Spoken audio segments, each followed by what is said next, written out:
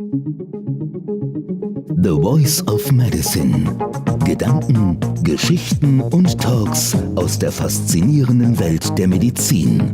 Denn wir bringen sie an den Puls. Präsentiert von RADIOLUTIONS.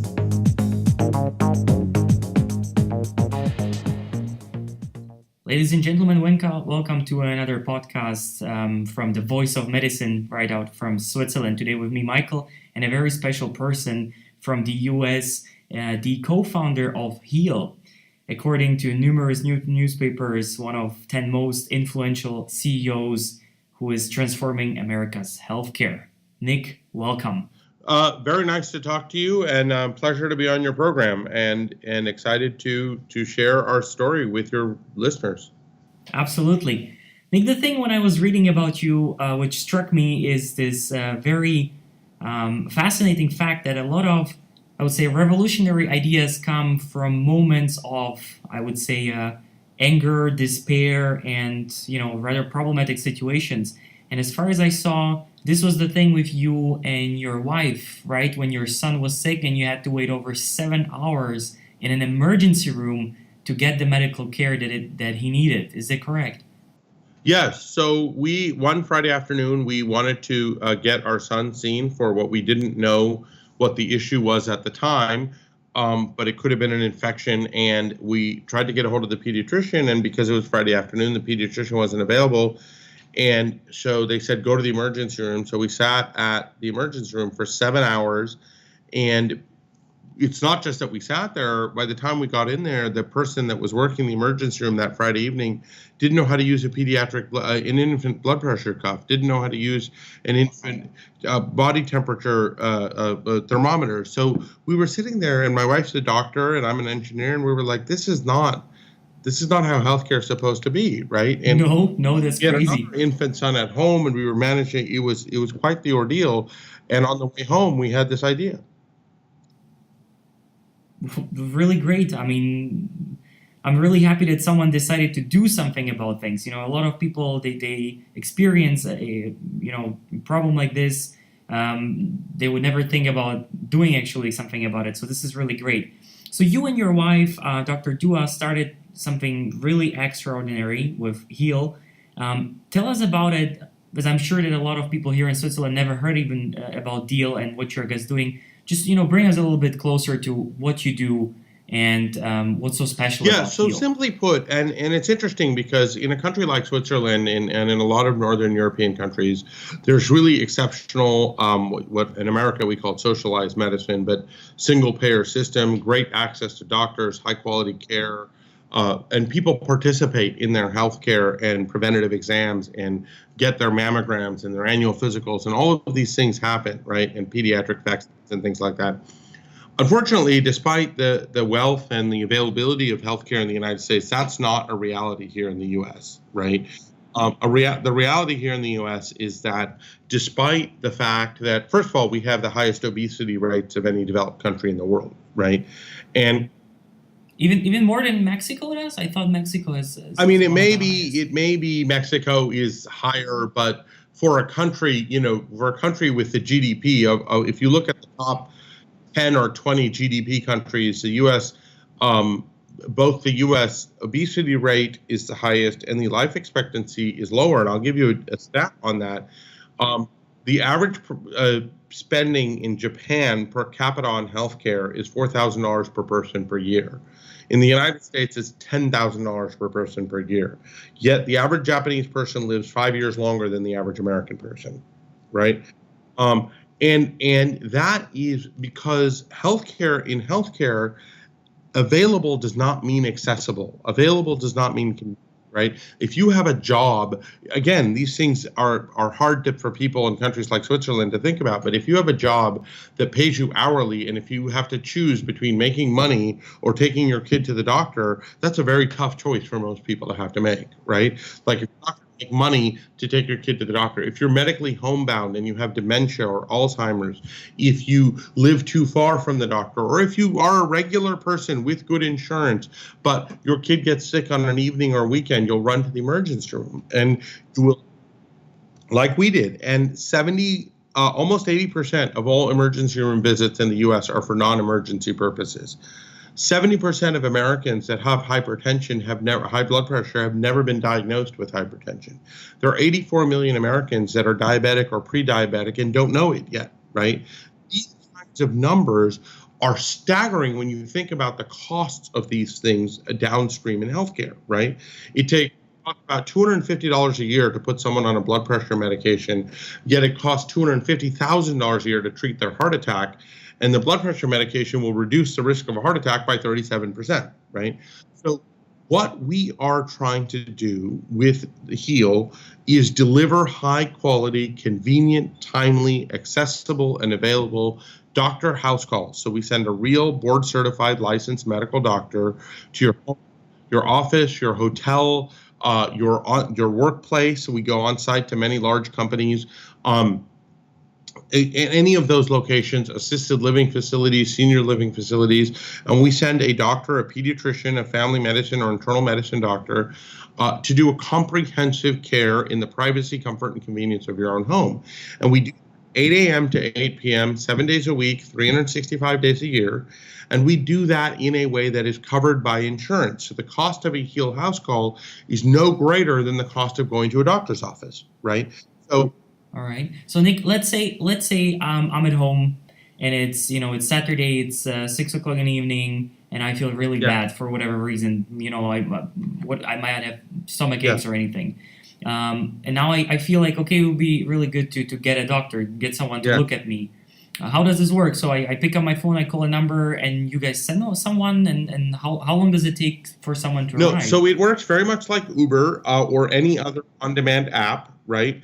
Except that we're different than those on-demand services in a way, which I'll get to. But there's an app or a website. You can go to heal.com, HAL.com, or download our iPhone or Android app, and you register. If you're already registered, it's even easier, but you literally just confirm your location. You take a picture of your insurance card, your credit card, and a doctor will be there within 2 hours. Wow. Okay, that's impressive. Okay.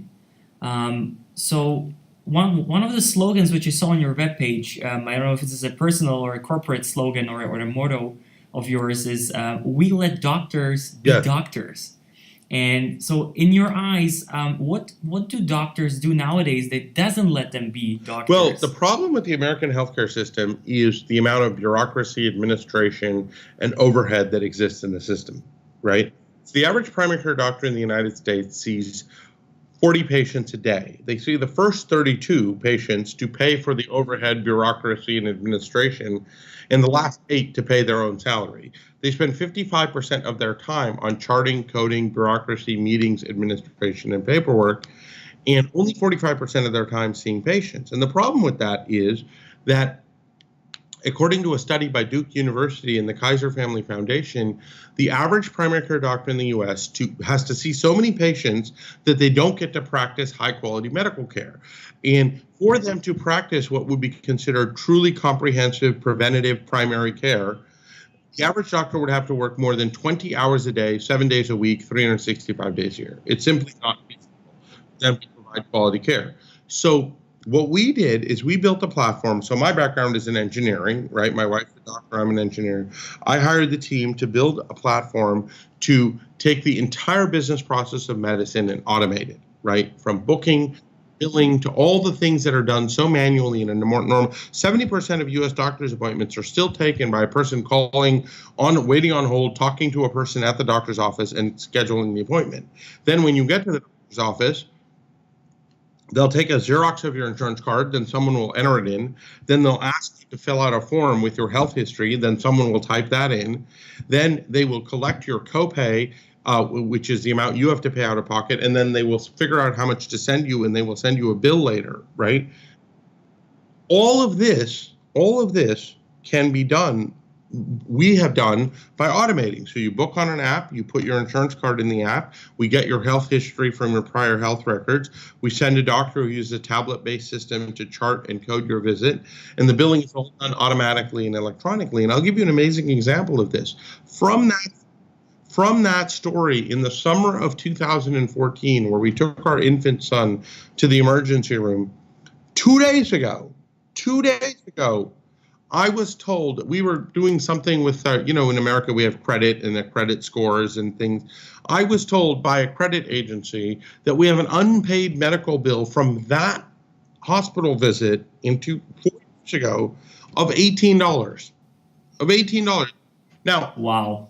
we look like the kind of people who wouldn't pay $18, right? We never got the bill, obviously, right?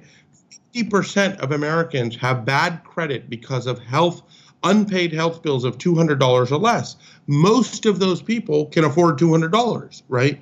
Well, this was $18 in our case. That's how broken the system is. And those are the problems we get rid of with technology so that our doctors can focus on what doctors are supposed to do, which is delivering high quality medical care and not focusing on all the bureaucracy, paperwork, hassles. Absolutely.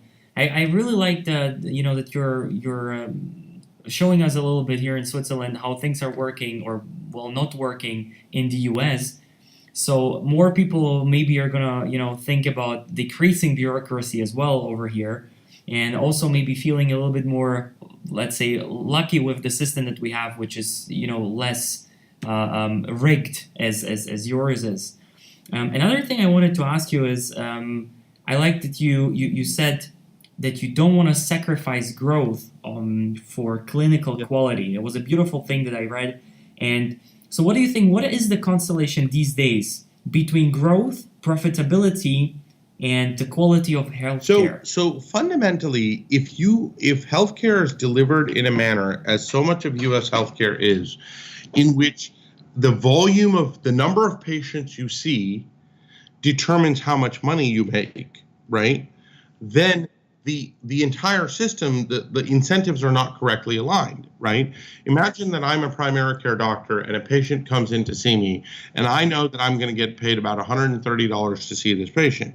Now I'm going to get paid, and let's say that I think that this person needs to have a certain preventative screening or blood drawn or a quick ultrasound on their stomach. And as a primary care doctor, I'm trained to do all of these things. If I'm not going to get more money, and if my mentality is if I see the next patient, I make another $130, then I might send this patient and say, go get an MRI, go get this blood test, go just take this prescription, right? Go see this specialist. Those are all things that create waste in the medical system. 55% of all specialist referrals are unnecessary.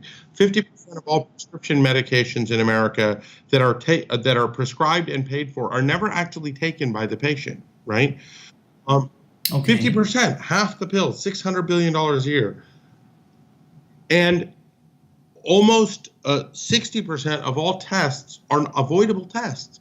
So if you realign the doctor's incentive to focus on the value of care they deliver and the amount of wellness that they're able to give that patient, then, which is what we have done, then you can instead you can have your doctors focus on spending as much time with each patient as possible so that they do not lose sight of the fact that their goal is to increase the wellness of each patient, right? If a doctor spends 4 hours with the patient as opposed to 10 minutes, but in that 4 hours they detect their diabetes, they start treating their hypertension, they start doing this, and that person avoids a hospital visit or a heart attack, it will save time, it will save money, and the patient will lead a healthier life, right? The whole goal of healthcare should not be treating people when they're really sick. If you are really sick, America is the best place in the world for healthcare because we know how to put you in a hospital. And we know how to take care of really sick people, and we do research around how to take care of really sick people. What we don't know how to do is keep you out of the hospital in the first place, right? Keep you out of the doctor's office. And the higher quality and the earlier in the disease cycle you get care, the more you will stay out of the doctor's office. Okay, so to sum this up, basically longer times available for the doctors with their patients are going to result in, let's say, a rather ambulatory instead of stationary taking care of patients, first of all. And second of all, you also spoke about this very big problem of non-adherence, right? So patients not taking the medicine they're supposed to, or maybe changing the intervals of taking the medicine, or doubling the dose and whatnot. It's actually a well-known problem.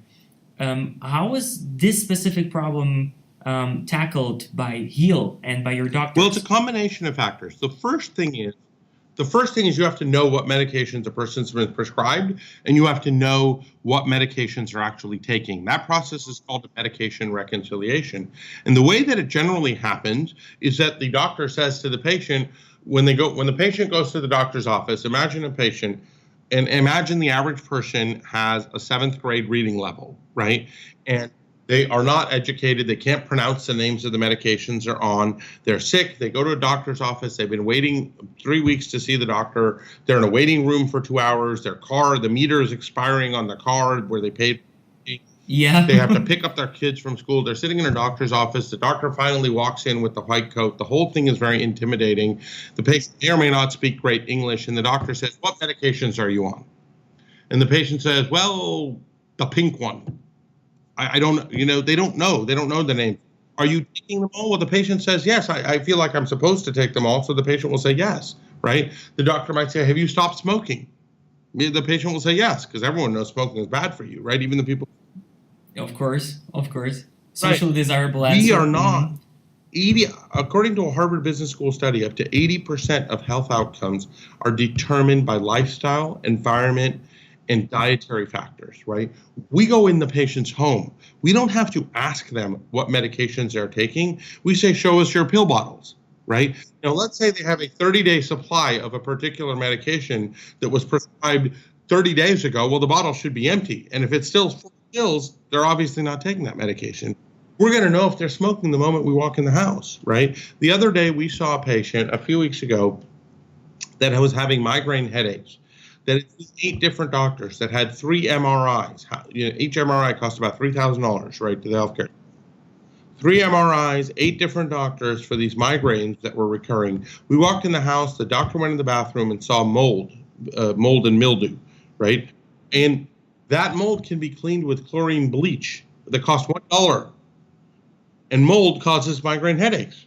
Clean the mold. Migraines were gone, right? Now, that's not every single case, but I can't tell you how many times we get calls from parents saying, I think my kid is having an asthma attack, but they're really allergic to the neighbor's cat that the parents never thought of, right?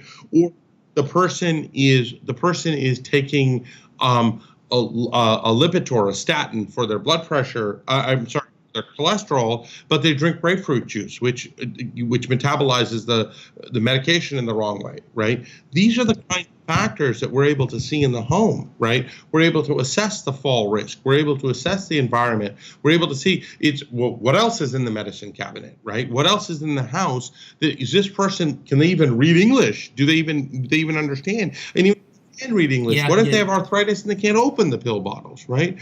What if they are bedridden and no one is there to get them a glass of water, right? Or what if they have heartburn? All of these kinds of factors are things that instantly become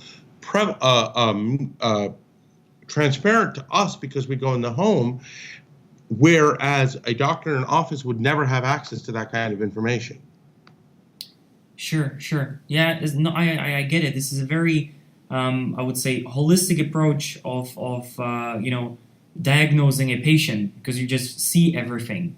Now, when you were talking about this, when the doctor comes home, do you hear from your patients as a feedback that they appreciate the privacy or the intimacy of the fact that the doctor comes home to them instead of that they have to go somewhere? Well, that's another great point, is that it's interesting because in America there's so much talk about healthcare privacy and HIPAA and all these different rules and regulations and all of these different things, yet you still have to go to the doctor's office. And in America, it's a great equalizer because the richest people and the poorest people go to the same doctors, right? If I live in Santa Monica, California, the billionaire and the person who cleans the billionaire's house might be in the same doctor's office, right?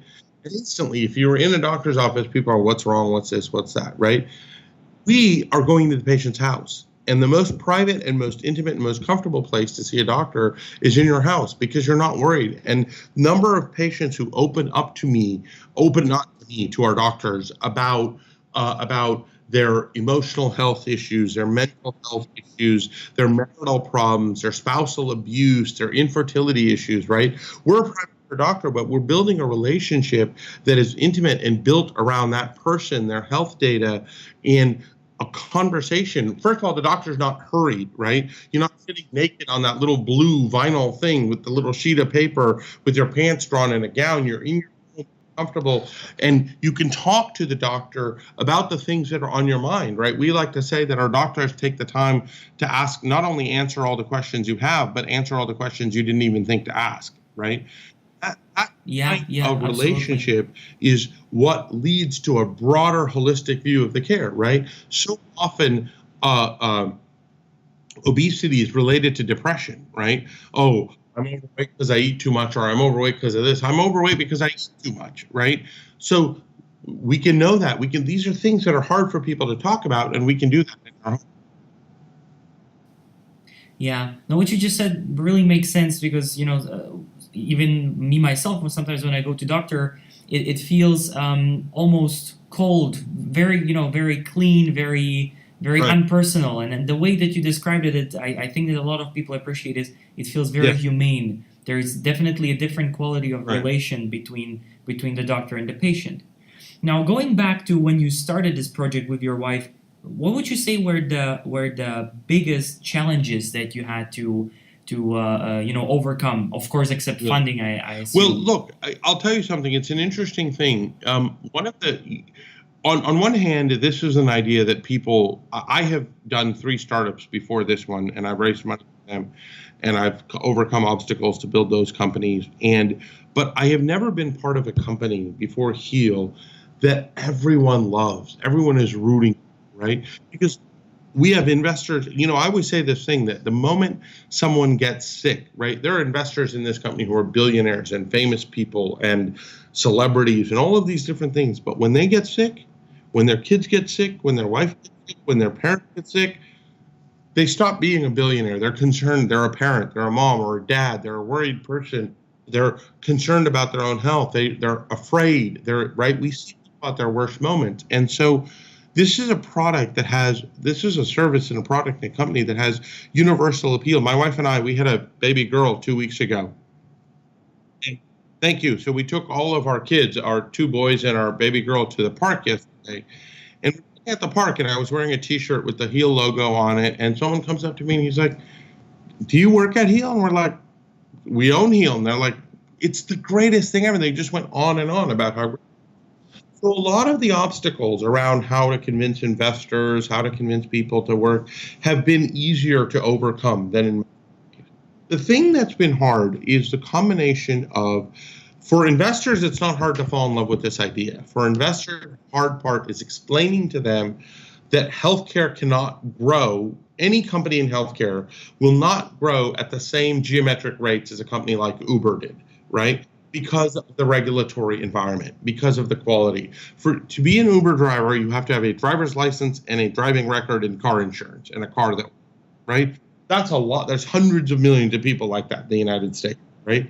There are only 300,000 primary care doctors in the U.S. total, period. That's it, 300,000 doctors amongst 350 million people, right? So there's already a shortage of doctors, right? So how do you get quality doctors? How do you get investors to understand the regulatory timescale? Healthcare in America is an extremely regulated business, right? How do you get the timescale of regulation to connect with the timescale of what investors' expectations of returns are? How do you get doctors, almost 50%, if I understand correctly, of all primary care doctors in the U.S. are first or second generation immigrants, right? People like that, they're from India, they're from Asia, they're from different parts of the world, and people like that, I'm a first generation immigrant, and generally they go into medicine for the stability. You get a job, and unless you're a really bad doctor, you're going to have that job for a long time, right? Get the doctors to join a startup. So the early struggles were not around the concept or the value of the product, but overcoming the hurdles endemic to healthcare that are unique to healthcare, and the people who practice it, the patients who get it, and the people who fund it, right? All right. You are also talking right now about some let's say famous celebrity investors. And I've seen that one of your investors is Yes. Lionel Richie. Congratulations to that. That was Yes. we all love his music. And then the last thing I saw, I think it was one of the social media. You even posted a picture with the former president George Yes. W. Bush. So how did that happen? Was it random or No? So Lionel Richie is an investor. He's an early and was invested very early in the company and has been a very supportive investor. I was speaking with him just yesterday. It's an incredible privilege to know a guy like that. And it's only when I'm out with him at dinner or something, it's when I'm reminded how incredibly famous he is, because he's an phenomenally down-to-earth, decent human being who has been very helpful to the company, has a passion for healthcare, has really, and really, if you talk to him, you'd be like, wow, this guy knows a lot about healthcare, right? In addition to being like one of the most famous singers ever in the world, right? In terms of investors, President Bush is not an investor in Heal. I met him at an investor conference and got to take a picture with him. His brother, Jeb Bush, who was governor of Florida, is on our board of directors and is an investor in the company, right, from very early on. So how did all these people get involved? Again, I didn't know any of them ahead of time. It's the power of an idea. It really is about the universality of the appeal of this concept. And when people hear about it, they're like, this is something I want to be a part of, because it's a triple bottom line company, right? It does well. It's great for patients, it's great for doctors, it's great for the people who work here, and it can make a lot of money, right? And all of those things together are a rough combination to come by. It's a tough combination to come by. Absolutely. Again, congratulations. This is really doing great. Last question. Let's finish strong. What would you say from the bottom of your heart? Where do you see Heal in the next 5 years? Well, I'll answer that question by saying this. I spoke at a conference recently at a Health 2.0, and I was asked by someone in the audience. So they said, do you think that people will stop going to doctor's offices in the next 5 years? And I said, absolutely yes, right? 5 years ago, nobody thought, or very few people believed, even 5 years ago, that retail was going to go through the massive change that it's going through right now. My eldest son is 4.5 years old. I don't think he's ever going to learn how to drive a car because of self-driving cars and Uber and services and scooters. I don't think he's ever going to learn how to drive a car, right? I don't think my children, my 3-year-old son, who is fully vaccinated and has all his care, has never been to a doctor's office, never, right? Because all his care comes to his house. He doesn't even know what a doctor's office is, right? When my kids see a DVD player, they don't know what to do with it. But if they want to get a video on the iPad, they know exactly how to get it, right? They don't know what to do with a DVD, right? They don't understand anything other than tap and my video starts playing. So there are some major technology shifting the way we live our lives. And similar to what's happening to retail, I think that medicine, our definition of success is that primary care comes to your primary residence, right? And for all people of all ages, anytime and all the time, right? And that it's timely, it's effective, it's convenient, and it's extremely comfortable, personal, and private. Wow. Nick, thank you very much for this closing statement. For everybody else, thank you very much for listening, and tune in the next time to Voice of Medicine. This is Michael. Thank you very much. Very nice to talk. Thank you. Thank you very much. The Voice of Medicine. Gedanken, Geschichten und Talks aus der faszinierenden Welt der Medizin. Denn wir bringen sie an den Puls. Präsentiert von RADIOLUTIONS.